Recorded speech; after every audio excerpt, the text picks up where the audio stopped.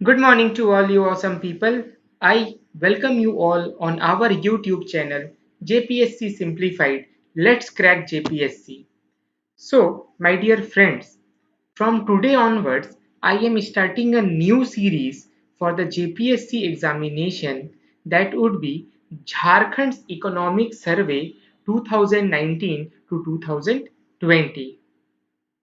तो दोस्तों आज से हम एक नई सीरीज चालू करने वाले हैं जो कि बेस्ड होगा झारखंड के इकोनॉमिक सर्वे पे। ठीक है, ये जो हमारा सीरीज रहेगा वो बेसिकली बाइलिंगुअल लैंग्वेज में रहेगा, मतलब हम हिंदी और इंग्लिश दोनों में बातें करेंगे। ठीक है, क्योंकि बहुत सारे लोगों को इंग्लिश समझने में प्रॉब्लम हो रहा है और ज़्यादातर जो कैंडिडेट जेपीएससी एग्ज़ाम देते हैं वो फ्लुएंट होते हैं हिंदी लैंग्वेज में, बट एग्ज़ाम वो लिखते हैं इंग्लिश लैंग्वेज में। जैसे कि मेरी भी इंग्लिश जो स्पीकिंग है वो बहुत ज़्यादा फ्लुएंट नहीं है, बट मैं एग्जामिनेशन जो लिखूंगा वो इंग्लिश लैंग्वेज में ही लिखूंगा। मेरा भी जो आने वाला 7 to 9 जेपीएससी होगा वो मेरा भी पहला अटेम्प्ट होगा।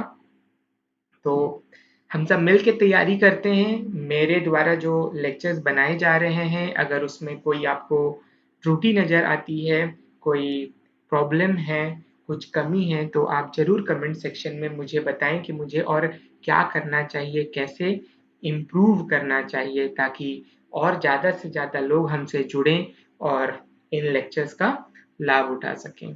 ठीक है, क्योंकि देखिए मेरा जो पर्सपेक्टिव है वो है कि मैं इस जो लेक्चर्स बना रहा हूँ एक एस्पिरेंट, एक फर्स्ट टाइम एस्पिरेंट के पॉइंट ऑफ व्यू से बना रहा हूँ। तो अगर मुझे भी बहुत ज़्यादा एक्सपीरियंस नहीं है इस एग्ज़ाम को देने में, मेरा खुद ही पहला अटेम्प्ट रहेगा। बट हाँ, मैंने यूपीएससी का एग्ज़ाम दिया हुआ है एक दो बार। तो देखते हैं आप लोगों को कैसा लगता है ये नया सीरीज़। अपने फीडबैक्स मुझे ज़रूर देते रहिएगा और अगर पसंद आए तो इस चैनल को सब्सक्राइब कीजिएगा, अपने दोस्तों के साथ शेयर भी कीजिएगा। चलिए, तो हम अपना जो नया सीरीज़ है झारखंड का इकोनॉमिक सर्वे का 2019 से 2020 वो हम चालू करते हैं। ठीक है, तो देखिए सबसे पहली बात तो ये आती है कि आखिर ये इकोनॉमिक सर्वे होता क्या है। तो इकोनॉमिक सर्वे होता है कि जो बीता हुआ जो फाइनेंशियल ईयर है उसमें हमारी सरकार के द्वारा कितना खर्च किया गया उसका एक लेखा जोखा जो है हमको इकोनॉमिक सर्वे से मिलता है। अब देखो कि ये जो इकोनॉमिक सर्वे है ये साल 2020 में पब्लिश हुआ है, लेकिन इसमें लिखा हुआ है ये 2019 से 2020। ऐसा क्यों? क्योंकि जो बीता हुआ जो फाइनेंशियल ईयर है वो अप्रैल 2019 से अप्रैल 2020 तक का रहा है। वैसे अब सरकार बोल रही है कि जो अब जो फाइनेंशियल ईयर आएगा उसको हम जनवरी से दिसंबर करेंगे, लेकिन अभी जो प्रेजेंट सिनेरियो में जो हमारा ये चलता है फाइनेंशियल ईयर वो 2 अप्रैल से लेके अगले अप्रैल तक चलता है। ठीक है, इसीलिए जो 2020 में जो इकोनॉमिक सर्वे आया है वो 2019 से लेके 2020 तक का जो फाइनेंशियल ईयर में सरकार ने जो खर्चे किए हैं और जो भी मतलब सरकार का रिसिप्ट्स रहा है या एक्सपेंडिचर रहा है उसका पूरा जो लेखा जोखा है, फाइनेंस का जो टोटल लेखा जोखा है वो हमको इस इकोनॉमिक सर्वे में मिलता है। ठीक है, अब बात आती है कि आखिर इकोनॉमिक सर्वे जो है वो पब्लिश कौन करता है। तो देखिए यहाँ पे दिया हुआ है कि जो planning come finance department, centre for physical studies, government of Jharkhand, इसके द्वारा यह इकोनॉमिक सर्वे जो है पब्लिश किया जाता है। ठीक है, तो ये भी आपको पता होना चाहिए। उसके बाद ये देखो ये जो है अभी ये झारखंड का पुराना लोगो है, बट आप सभी को पता होगा कि आने वाले 15 अगस्त को झारखंड सरकार के द्वारा नया लोगो अडॉप्ट किया जाएगा और जो नया लोगो है अभी वो उसने रिलीज भी कर दिया है। उसके क्या सैलिएंट फीचर्स हैं, क्या कैरेक्टरिस्टिक्स हैं, ये भी आपको देखने को मिला होगा। और अगर आपने नहीं देखा है तो मैंने उस पर भी एक लेक्चर बनाया है, आप प्लेलिस्ट में जाके देख सकते हैं उस लेक्चर को। ठीक है, अब हम आगे बढ़ते हैं हमारे इकोनॉमिक सर्वे के साथ। ठीक है। आप अगर कंटेंट्स की बात करें तो देखो कंटेंट्स में हम कंटेंट्स तो आगे सब्सिक्वेंट लेक्चर्स में देखेंगे ही, बट सबसे पहली चीज जो आपको ये पता होनी चाहिए कि आखिर हमारे इकोनॉमिक सर्वे में टोटल हैं कितने चैप्टर्स।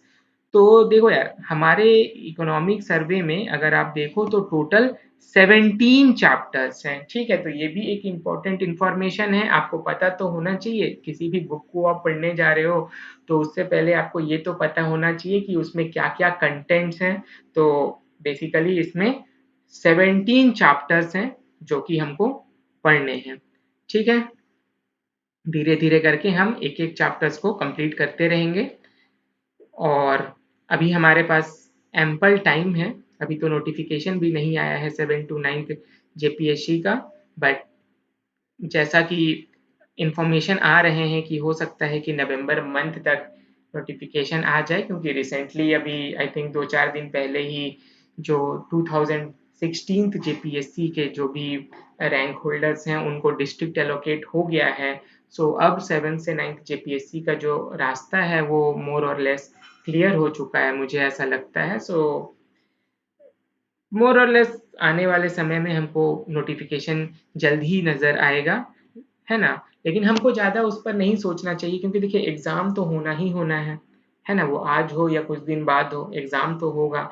तो हम पहले से ही क्यों ना तैयार बैठे रहें। हमारे साथ जो compete करेंगे वो तो कुछ लोग ऐसे भी होंगे जो 5 साल 6 साल से जेपीएससी दे रहे हैं, तो वो हमसे काफ़ी आगे हैं। तो उनको पकड़ने के लिए हमें अपना जो बेस है उसको बहुत स्ट्रॉन्ग करना होगा, है ना। और इकोनॉमी के दृष्टिकोण से अगर हम बात कर रहे हैं तो जो इकोनॉमिक सर्वे है वो बहुत ही इम्पोर्टेंट रोल प्ले करता है। ठीक है, तो आइए हम स्टार्ट करते हैं first chapter of economic survey, जो कि है मैक्रो इकोनॉमिक ओवरव्यू। क्या है? Macro economic overview. अब मैक्रो इकोनॉमिक ओवरव्यू से हम क्या समझते हैं? मैक्रो इकोनॉमिक ओवरव्यू मतलब होता है कि ये हमारे स्टेट का जो जीएसडीपी रहा है, जो पर कैपिटा इनकम रहा है, जो पॉवर्टी हो गया, या जो भी मेजर मेजर डाटा है, इम्पोर्टेंट डाटा हमारे इकोनॉमी से रिलेटेड, उसको हम इस चैप्टर के अंदर पढ़ेंगे। ठीक है, तो macro economic framework of Jharkhand. देखो अब कैसे स्टार्ट होता है ये चैप्टर। तो the economy of Jharkhand has experienced high instability in the last 5 years। तो बीते हुए 5 वर्ष में जो झारखंड की इकोनॉमी रही है वो बहुत ही हाईली अनस्टेबल रही है। ठीक है, जो एनुअल ग्रोथ रेट रहा है हमारी इकोनॉमी का वो लास्ट 5 years में 6% रहा है। और जो आने वाला जो फाइनेंशियल ईयर है, ये जो 2019 से 2020 का जो फाइनेंशियल ईयर है, उसमें ये एस्टिमेटेड है कि जो हमारा ग्रोथ रेट है वो 7.2% रहने वाला है। तो ये एक पोटेंशियल क्वेश्चन हमारे एग्जाम के लिए बन सकता है कि ग्रोथ रेट जो करंट फाइनेंशियल ईयर है 2019 से 2020 उसमें कितना एस्टिमेटेड है, तो वो 7.2% एस्टिमेटेड है। ठीक है, उसके बाद देखो यहाँ क्या बोलता है।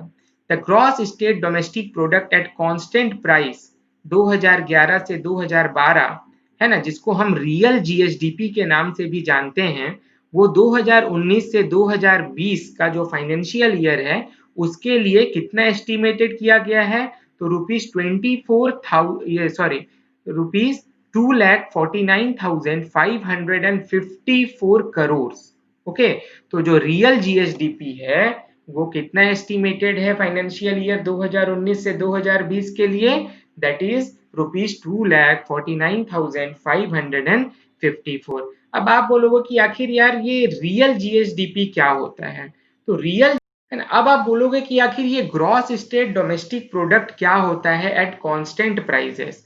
तो देखो, जो टोटल गुड्स एंड सर्विसेज उस ईयर के लिए उस स्टेट में प्रोड्यूस होता है ना, उसको हम बोलते हैं जीएसडीपी। और कांस्टेंट प्राइस पे होता है, इसका मतलब कि अगर हम कोई बेस ईयर, जैसे कि इस समय जो बेस ईयर है वो 2011-2012 लिया गया है, उसके कंपैरिजन में, है ना, उसके उस समय जो चीजों के प्राइजेस थे उन प्राइजेस को लेके अगर हम इसका वैल्यूएशन करते हैं कि कितना गुड्स और सर्विसेज प्रोड्यूस हुआ है हमारे स्टेट के अंदर, तो उसको हम gross state domestic product at constant price बोलते हैं। इसी तरीके से एक gross state domestic product at current prices भी होता है। करंट प्राइजेस का मतलब आप नाम से ही समझ रहे हो कि इस समय जो चीजों की जो प्राइजेस हैं उसके बेसिस पे अगर हम कैलकुलेट करते हैं जीएसडीपी को, तो वो जीएसडीपी एट करंट प्राइजेस कहलाता है। So I think ये GSDP at constant price and GSDP at current price अब क्लियर हो गया होगा आपको, ठीक है। तो हम आगे बढ़ते हैं। अब देखो क्या बोल रहा है कि after a double digit growth of 12.5% in 2014-15 the growth rate of the state slumped down to -6.5% in the year 2015-16. The real GSDP of the state thus decreased by ₹12,000 crore in a single year. ठीक है, तो अभी तक 2014-15 तक जो state का growth चल रहा था वो डबल डिजिट में चल रहा था, लेकिन 2015-16 में ये क्या है कि नेगेटिव हो गया, नेगेटिव में आ गया जो हमारा ग्रोथ रेट है।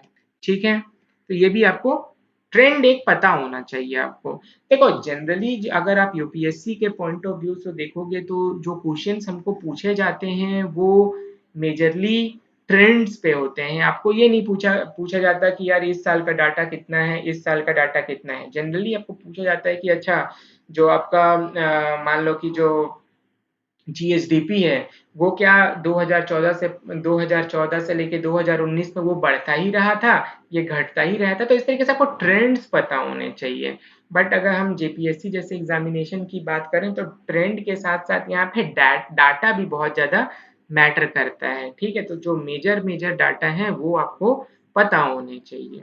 ठीक है, अब देखो क्या बोल रहे हैं कि जो इकोनॉमी है झारखंड की, ये 2018-19 में जो ग्रोथ रेट रहा है वो 7% का रहा है, और 2019-20 का जो फाइनेंशियल ईयर है इसके लिए जो एस्टिमेटेड ग्रोथ रेट है वो कितना है, तो 7.2%। ये हमने पहले भी देखा है।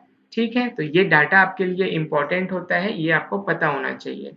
उसी तरीके से nominal GSDP of the state is estimated to grow by 11.6%।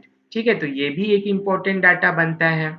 उसके बाद क्या बोल रहा है, उसके बाद बोल रहा है कि जीएसबीए ग्रॉस स्टेट वैल्यू एडेड। ठीक है, अब देखो एक होता है जीएसडीपी और एक होता है जीएसबीए, है ना। अब जीएसडीपी जो होता है ग्रॉस स्टेट डोमेस्टिक प्रोडक्ट, उसमें क्या होता है कि टैक्सेस इंक्लूडेड होते हैं और सब्सिडीज जो है वो माइनस किया हुआ होता है। लेकिन जो जीएसबीए होता है, जीएसबीए में हम क्या करते हैं कि टैक्सेस को घटा देते हैं और सब्सिडीज को जो है हम जोड़ देते हैं। इससे जो एक्चुअल हमारा वैल्यू एडिशन कितना हुआ है ये हमको पता चलता है। ठीक है, तो जीएसबीए जो है वो कितना है, करंट प्राइजेस पे 8% रखा है, और जो कांस्टेंट जो प्राइस है 2011-12 के हिसाब से वो 4.3% रहा है। तो ये भी एक इम्पॉर्टेंट डाटा है एग्जाम के पॉइंट ऑफ व्यू से। अब पर कैपिटा एनएसडीपी जो है वो कितना ग्रो किया है, तो 7.8% at current prices and constant price पे ये 4.3% ग्रो किया है। ठीक है, अब आप बोलोगे कि एनएसडीपी क्या होता है, तो एनएसडीपी जो होता है वो जीएसडीपी में से जब हम डेप्रिसिएशन को घटा देते हैं तो जो चीज हमको मिलती है वो एनएसडीपी होता है। ठीक है, तो ये इसका परसेंटेज हो गया, ये आप याद रख भी सकते हो नहीं भी रख सकते हो, ज्यादा मैटर नहीं करता। बट ग्रोथ रेट, जीएसडीपी, जीएसवीए, ये तीन चीज का डाटा जो है आप जरूर ध्यान में रखना। ठीक है, इसके बाद हम बात करेंगे, तो ये तो आपने देख ही लिया कि जो जीएसडीपी होता है झारखंड का वो करंट प्राइजेस पे 2019-20 के लिए 3,43,126 करोड़, दैट इज ₹3,43,126 करोड़ रहा है। और जो कांस्टेंट प्राइजेस है उस पर 2,49,554 करोड़ रहा है ना। उसके बाद एक मेजर जो आपको दिमाग में रखना है कि जो जीएसवीए है, जीएसडीपी है, एनएसडीपी और पर कैपिटा इनकम है at current prices have more than doubled within a span of 8 years, that is between the years 2011-12 से लेके 2019-20। तो हमारे जो मैक्रो इकोनॉमिक इंडिकेटर जितने भी हैं वो 2011-12 से लेके 2019-20 के बीच में ये मोर देन डबल हुए हैं। ठीक है, तो ये हमारे स्टेट के लिए बहुत ही अच्छी बात है। तो ये आप अपने जहन में रखिएगा और इसको आप आंसर्स में यूज कर सकते हैं, है ना। एज अ ब्यूरोक्रेट हमको हमेशा जो हमारे आंसर होता है उसमें एक पॉजिटिविटी नजर आनी चाहिए। ठीक है, आपके आंसर्स भले कितना भी नेगेटिव टॉपिक पे आप आंसर लिखते हो, जब आप कंक्लूड करते हो तो वो एक पॉजिटिव वाइब देना चाहिए आपका आंसर। ठीक है, तभी जो जो सिलेक्शन पैनल है उसको लगेगा कि हाँ यार ये बंदा जो है ना ये सर्विस में आके बहुत इंटरेस्टेड है और ये कुछ करना चाहता है। ठीक है, तो इसका आप थोड़ा ध्यान दीजिएगा। अब देखो क्या बोल रहे हैं। The GSVA, GSDP and per capita income at constant prices have grown by about 52%, 65% and 46% respectively in this 8-year period। तो ये भी एक important डाटा है जो आप ध्यान रख सकते हो कि GSVA हमारा 8 साल में 52% बढ़ा है, GSDP हमारा 65% बढ़ा है और पर capita income eight constant prices जो है वो 46% बढ़ा है इस 8 साल के दौरान 2011-12 से 2019-20 के बीच में। ठीक है, तो ये कुछ इंपॉर्टेंट मैक्रो इकोनॉमिक इंडिकेटर्स थे जो आपको पता होने चाहिए। अब देखो यहाँ पे एक टेबल दिया गया है जो कि इंपॉर्टेंट मैक्रो इकोनॉमिक इंडिकेटर्स को दर्शाता है। तो देखो इसमें आप क्या याद रख सकते हो कि ट्रेंड, वैल्यूज नहीं याद रखनी बट ट्रेंड आपको पता होना चाहिए कि आप देखो कि सारी चीजें जो हैं आपका 2011-12 से 17-18 जब तक का डाटा इसमें टेबुलेट किया गया है सब बढ़ रहा है। अगर आप जीएसवीए भी देखो तो बढ़ रहा है, लेकिन 2015-16 जो है वो एक एक्सेप्शन रहा है। इस समय हमारे जितने भी मैक्रो इकोनॉमिक इंडिकेटर्स थे वो प्रीवियस ईयर्स की तुलना में घटे थे। तो ये ट्रेंड भी आपको जहन में होना चाहिए कि भाई हमारा जो मैक्रो इकोनॉमिक इंडिकेटर्स है 2015-16 में कम हुआ था। ठीक है, उसके बाद फिर वो बढ़ रहा है। तो ये ट्रेंड आपको पता होना चाहिए क्योंकि ये क्वेश्चन बन सकता है प्रीलिम्स के कि क्या हमारे मैक्रो इकोनॉमिक इंडिकेटर्स 2011-12 से लेके 2019-20 तक वो कंटिन्यूअसली इंक्रीज कर रहे हैं। तो जी नहीं, ये इंक्रीज नहीं कर रहे हैं। 2015-16 में सारे मैक्रो इकोनॉमिक इंडिकेटर जो हैं वो कम हुए थे। ठीक है, अब देखो यहाँ पे आपको क्या है कि थोड़ा सा डेफिनेशन दिया हुआ है क्या कि real GSDP is also known as GSDP at constant prices. ठीक है, ये हमने पहले ही देख लिया। Nominal GSDP is also known as GSDP at current prices. The difference between the two is caused by the inflation in the economy. ठीक है, तो हमने पहले ही देखा कि जो रियल जीएसडीपी होती है उसको हम जीएसडीपी एट कांस्टेंट प्राइसेस बोलते हैं। ठीक है, क्यों?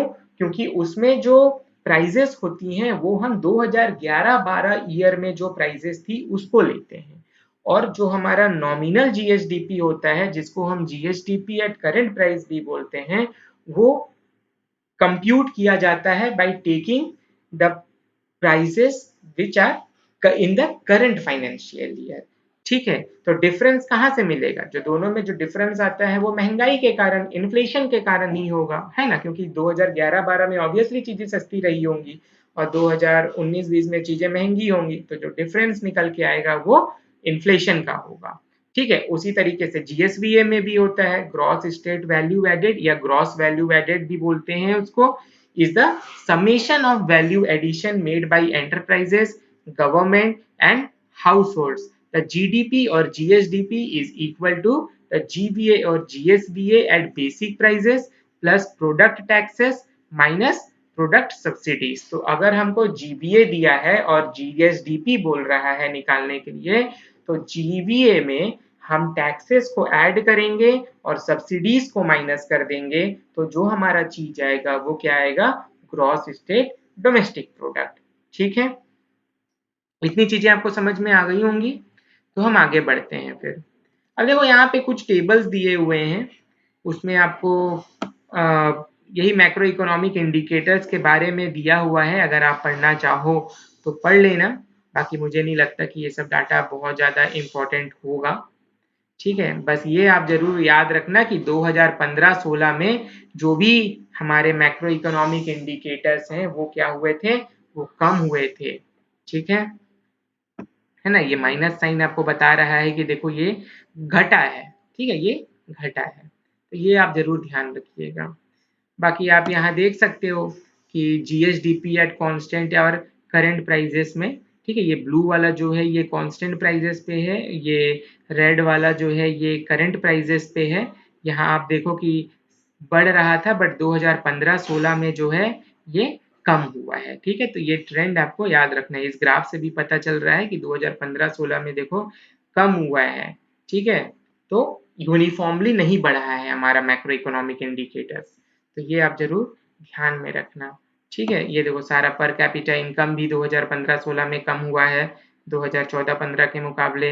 यहाँ पर भी आप देख सकते हो ग्रोथ रेट की बात करें तो वो भी कम हुआ है। ठीक है, अब इसके बाद जो ये बॉक्स जो है इसमें ग्लोबल रिसेशन एंड झारखंड की इकोनॉमी के बारे में कुछ पॉइंट्स लिखे हुए हैं। तो इम्पोर्टेंट पॉइंट जैसे मैंने यहाँ पे हाईलाइट करके रखा है कि the economy of Jharkhand has been prone to changes in the global economy. The recession of 2008 to 2009 had affected its economy very badly. The GSDP of the state at 2004 to 2005 prices had contracted in the year 2008-2009. In comparison to that of the previous year, its growth rate that year was minus of 1.75%, much less than that of the national growth rate and the growth rate of other states of the country. The other states of the country had also been affected by the global meltdown of 2008-2009, but not as badly as Jharkhand. Though affected by the current global recession, the economy of Jharkhand has performed much better than the world economy or the national economy. It grew at the rate of 6.99% in the year 2018-19 and is estimated to grow by 7.2% this year. Okay. तो ये simple सा चीज दिया है कि भाई हमको पता ही है कि 2008 में जो ग्लोबल रिसेशन हुआ था उसके कारण सारी इकोनॉमीज जो है बहुत ज्यादा इफेक्ट हुई थी। झारखंड भी बहुत ज्यादा इफेक्टेड हुआ था, जो ग्रोथ रेट है वो नेगेटिव में चला गया था, लेकिन उसके बाद झारखंड भी उस सिनेरियो से उबरा है और 2019-20 में जो ग्रोथ रेट है वो 7.2% जो है वो एस्टिमेटेड है।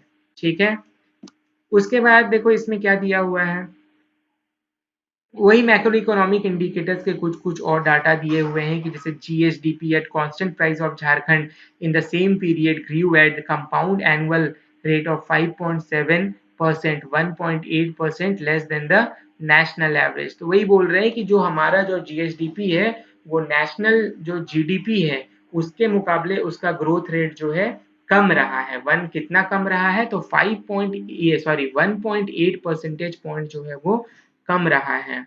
ठीक है, और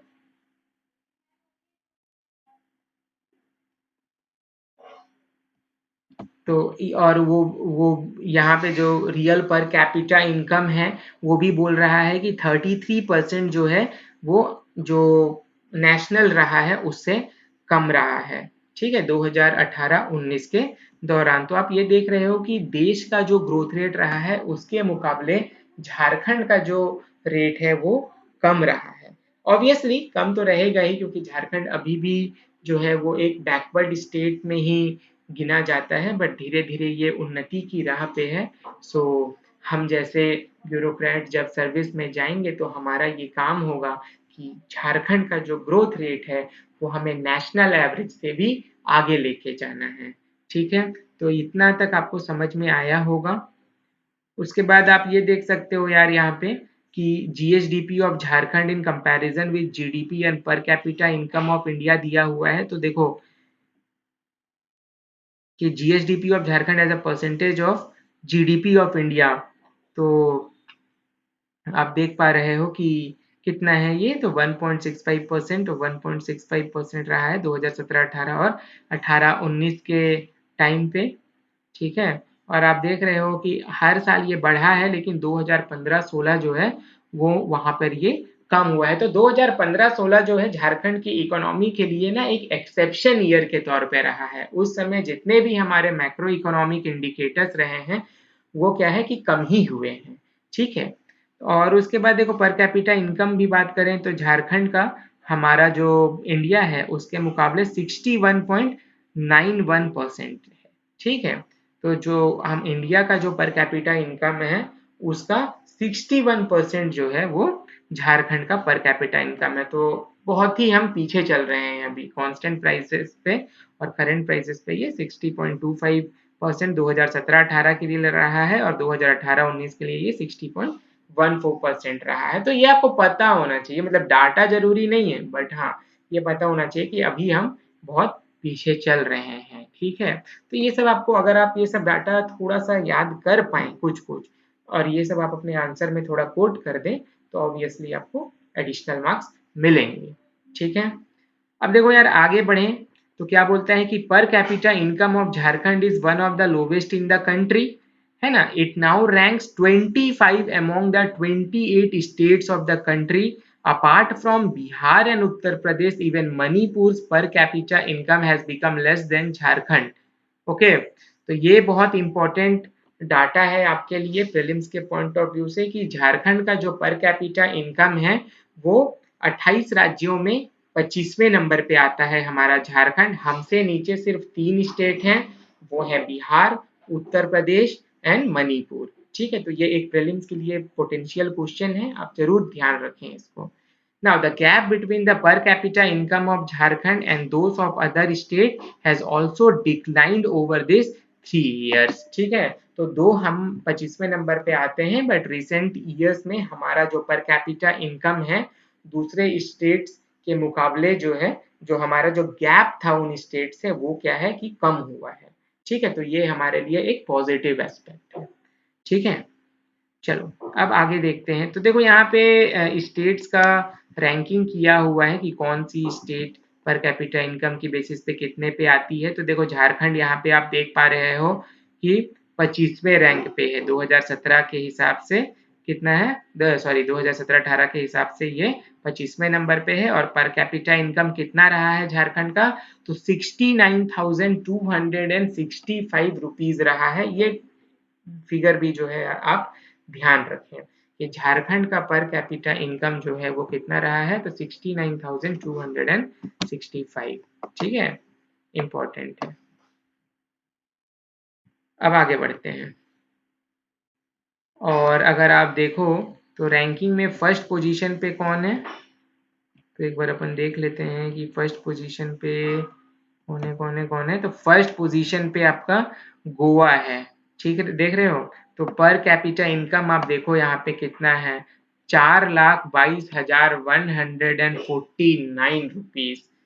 देख रहे हो कितना डिफरेंस है। झारखंड में पर कैपिटा इनकम जो है, मतलब एक साल का इनकम है 69,265, है ना, और हम 25वें नंबर पे आते हैं। और गोवा फर्स्ट पोजीशन पे आता है और इसका पर कैपिटा इनकम है 4,22,149। तो बहुत ज्यादा गैप है अभी।